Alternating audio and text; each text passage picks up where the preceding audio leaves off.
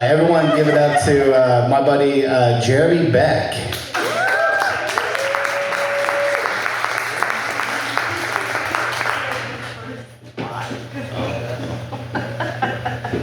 All right, Joplin, how we doing? It's been a while since I've been up here.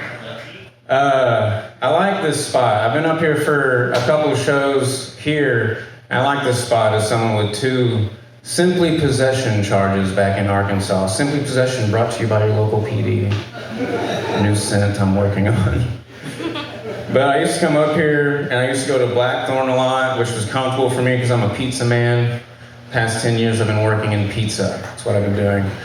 I'm recently working at a new pizza place, so we do more stuff like pastas and calzones, but they're not true calzones because none of us are from the calzone region of Italy. You know what I'm saying? All right. So the other day, I've mostly just been parenting lately, and the other day I picked up my 7-year-old from school, and she's like, we had Stuffy Day today. And I was like, what's that? Like, well, we got to bring our stuffed animal and leave it on the desk while we were having class or whatever. And then she told me that this was a decision they made together as a class. This was their reward for good grades or something like that. So I was just thinking, like, aim higher, Like, maybe a field trip, start there. Or maybe some higher pay from these teachers, am I right? Or maybe we get that Epstein list, teach. She's in 2nd grade, her priorities aren't straight. But, I feel like there's a lot of mistakes you can make raising kids. It's real easy. And my dad made an early mistake. He bought my 2-year-old an internet tablet. It's a tablet that connects to the internet for a 2-year-old. Yeah, so I just wonder where this kind of parenting and this raising our kids is going to end. Like, are we going to just end up, going through the drive-through delivery room at Walmart? Get the iCrib package with the iPad attachment, the iNanny app, till they're ready for iSchool. And they graduate, get an eye data analysis job working for Apple. They're still worried about their eye cholesterol. So they're checking their Apple Watch. Was iWatch taken? Seems like the easiest choice. But I feel like another early mistake you can make is naming your kid. So my daughter, we got her name Ridley from the Alien movies. I wanted to name her Ripley, like the main character, and her mom wanted a real name. So credits rolled, we went with Ridley, like Ridley Scott. I don't think my daughter's gonna care until she sees the movie, we'll see. But I feel like people get a lot of expectations from names. Like someone named Charity, you wouldn't expect to be an asshole, right? Of course, I don't know that many people who name their assholes, much less Charity. I'm going with Sunkissed, because I'm a nudist at heart. But my dad wanted to name me Muss. M-U-S-S, Muss. It's okay, it's not a good name. Sorry if that's your name, your favorite grandpa's name. It's not a good name. His alternates were Colt or Remington, good strong gun names. Feel like I dodged a bullet there.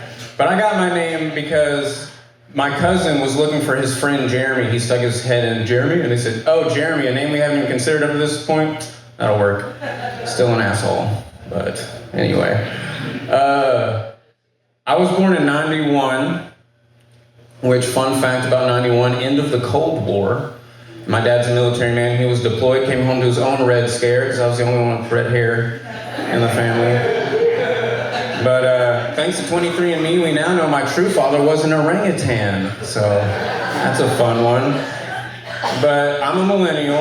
I always grew up thinking I was a 90s kid, but I'm a millennial. And so I think of my dad as a millennial dad, like he's the father of millennials. And I've been thinking about protesting recently for no reason at all. And I've been thinking about trying to get my dad involved more in what's going on. And I was thinking about, like, what would a millennial dad protest look like, right? So you have a bunch of guys, they get there an hour to 2 hours early. They all have lawn chairs. Till they reach a certain peak where 20 to 40% of the dads are standing at all times with their arms crossed, discussing either barbecue, fishing, football, or the classics, the weather in high school. But the most important thing, obviously, is the outfit. You show up, you gotta be wearing your polo, your khaki shorts, woven leather belt, most importantly, Crocs or some sandal with socks. And there's your millennial dad protest. They're there for a beer tax or an ammo dump, I don't know. Yeah. That's where my dad is right now. He's at a car show.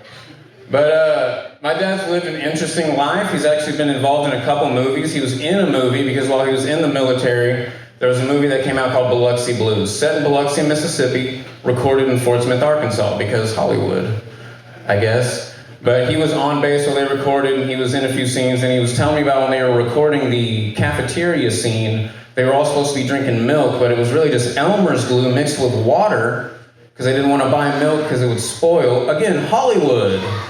They were drinking glue. But he was involved in another film indirectly, because he was involved in the true story that the film is based off of.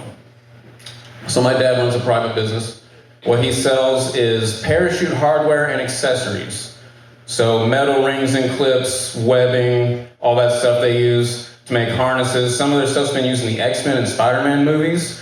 But one day, he has a Velcro shipment that's supposed to go out, and the truck doesn't come. So being the businessman he is, he drives to Mena, Arkansas from Fort Smith to deliver this. Pulls up to an empty airfield. It's overgrown. There's no tables or chairs in the offices. There's nobody around.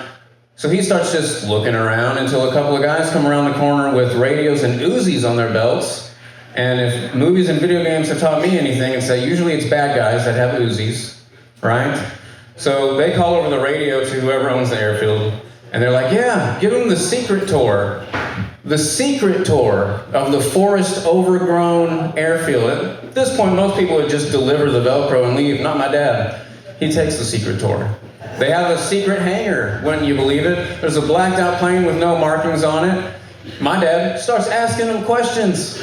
Like, hey, what do you use all this Velcro for? So they tell him some story about when they re-outfit planes, they move the seats from one plane to another, it's easier, it saves them money, whatever. If you've seen the movie American Made featuring Tom Cruise, you'll know they were using that Velcro to hide cocaine for the Clintons. If there's one thing my dad hates, it's the Clintons.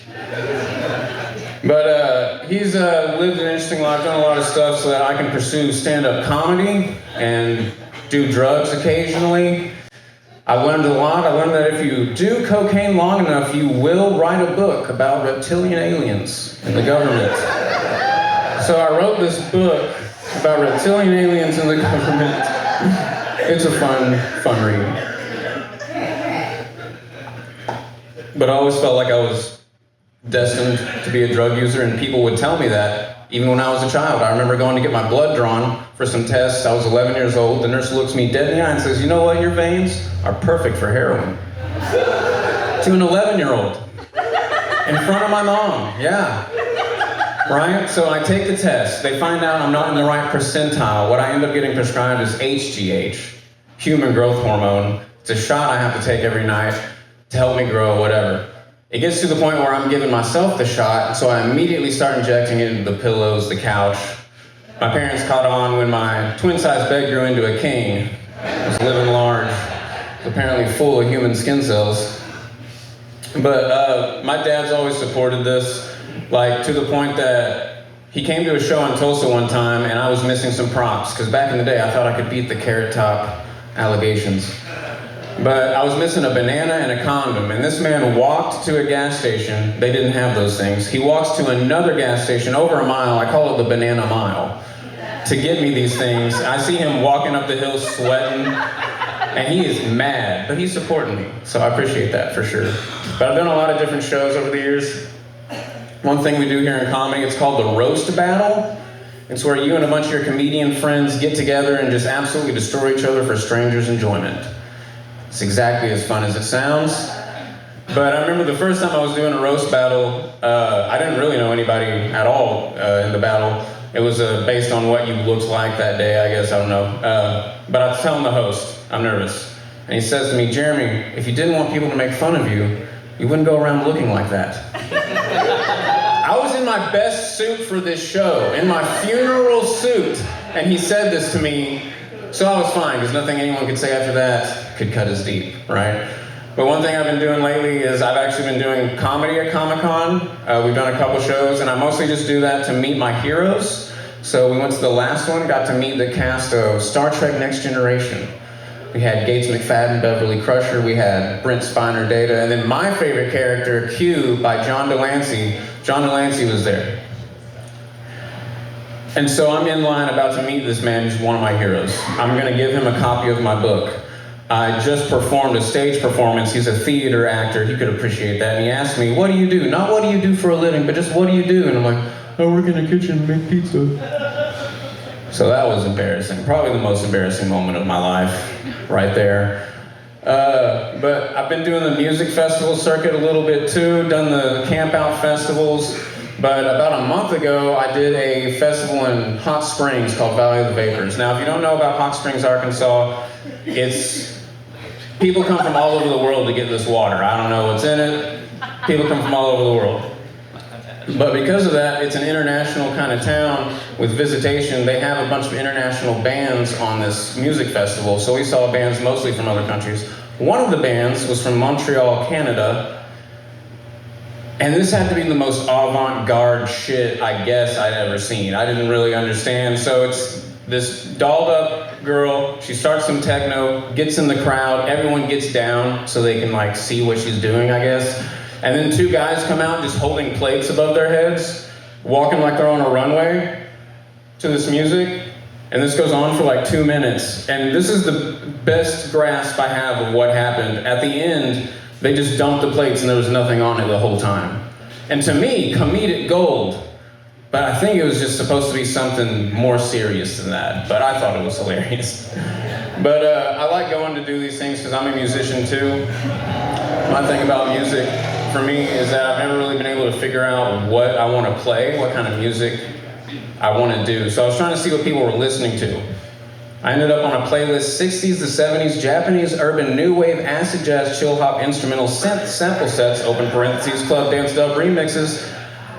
And I don't know what that sounds like. I don't know what that genre is. I don't know if that's specific, vague. I don't know what that's supposed to sound like. But growing up white in the suburbs, listened to a lot of hip hop music, as you do.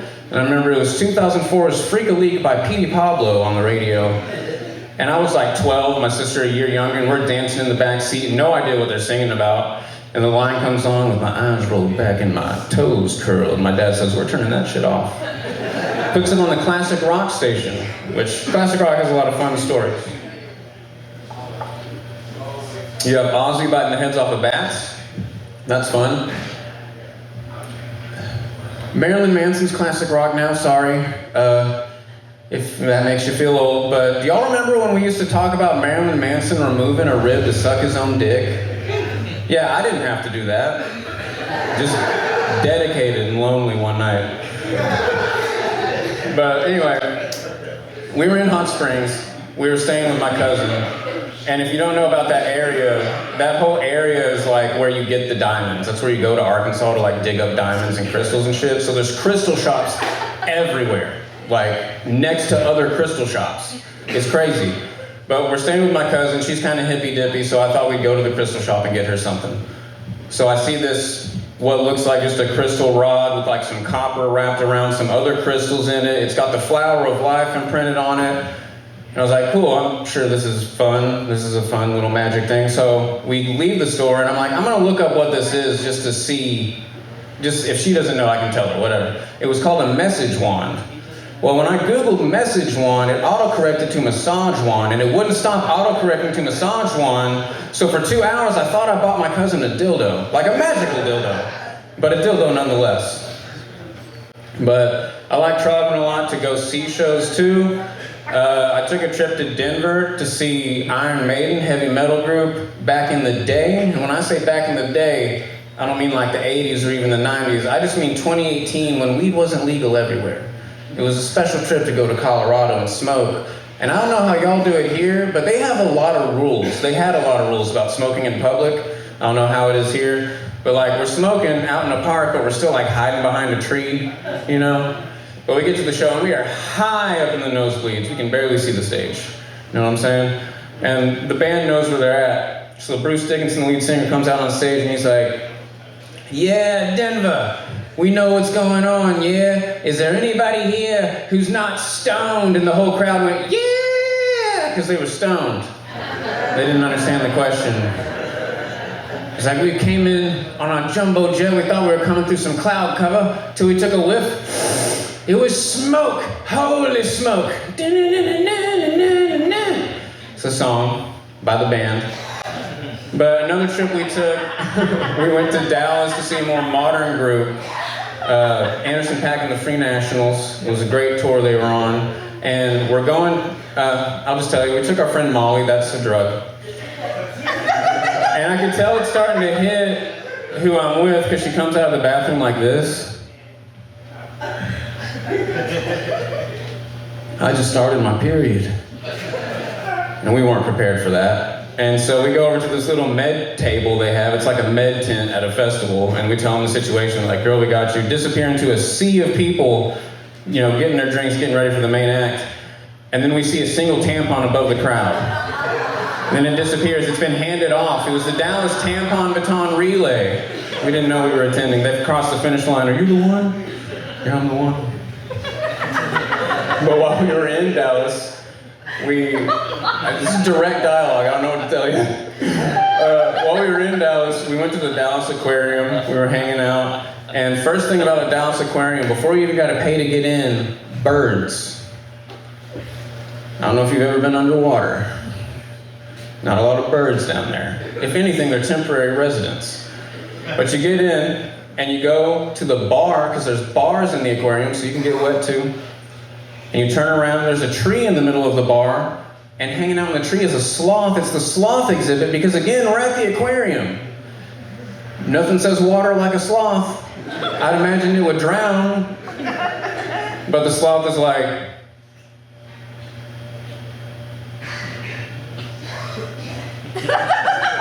there we go, give me that beer. But you can't, because he's working. But you go downstairs, we're looking through the glass, finally at the aquatic creatures. And I noticed the manatee coming up to the glass. The manatee's got a long, dark object underneath it. And I'm not a biologist, y'all, I thought it was its penis. And he was showing off, but he was like, look, he was holding a stick. I can use tools just like you. I don't even have opposable thumbs. Of course, give it a few evolutionary steps, they're climbing onto land, claiming it under manatee destiny. Just like us. All right, I want to leave y'all with this. Apparently, I'm not the only one here who has a DWI, but I have 2 of them racked up, and it is an embarrassing ordeal. I hate having a breathalyzer in my car. If you don't know what a breathalyzer is, it's a device you have to blow into to prove to your vehicle that you haven't been drinking so that it will even start, right? So I got used to calling my truck Harvey Weinstein because I got to blow it just to get anywhere in this town. All right, y'all are fun. Y'all want to hear a few more jokes about dildos? I got a little bit more. All right, cool. So I've done a lot of research on dildos for these jokes. Found out a lot of history. For these jokes. There's a reason I said that. I promise. So, I'm doing this research, I'm finding out about the history of dildos. I found out the oldest dildo they ever found was 13,000 years old, dated. It was petrified, you could say hard as a rock. Yeah. Found out the Greeks had an 8-sided dildo. I feel like that's an example of polytheism, because their gods were fucking all over the place. 8-sided dildo. I don't know. But the most fun fact I found out was that in 2009 there was a court case in Texas trying to ban the sale of sex toys in general. But it was put up to the side because a year earlier, the same court case basically went up from Alabama to the Supreme Court. And the Supreme Court ruled that it violates an individual's constitutional right to privacy not to sell them a dildo. And I just think that's beautiful. The Constitution and dildos in like the same sentence in the Supreme Court, right? See what I did there? I said dildos like 7 times. It's a fun word. All right, we'll leave you with this then. Pocket pussies. We'll refer to them as fleshlights. That's the side I did the research on, not for these jokes. Found out a lot. They got a lot of options on the fleshlight site. They have particular porn stars' molded pussy, ass, or mouth, if you're the biggest fan, or let's get real, the littlest fan. I went to Lisa Ann myself, a classic. They've got some other options like alien pussy, vampire, werewolf pussy. I don't know, I feel like this is for the hentai crowd, which I'm not gonna judge. I've seen some videos. Super into Pokemon, might be a furry. We're still figuring that out. But their best seller is the Stamina Training Unit. It's supposed to make you last longer in bed. And the way you use it is you edge yourself. And if you don't know what edging is where you get yourself to the point of ejaculation and then you just stop. So I definitely haven't been using it right. All right, so I'm Jeremy Beck. Thank you so much. Give it up for Parker one more time. Give it up for JB's. This place is great.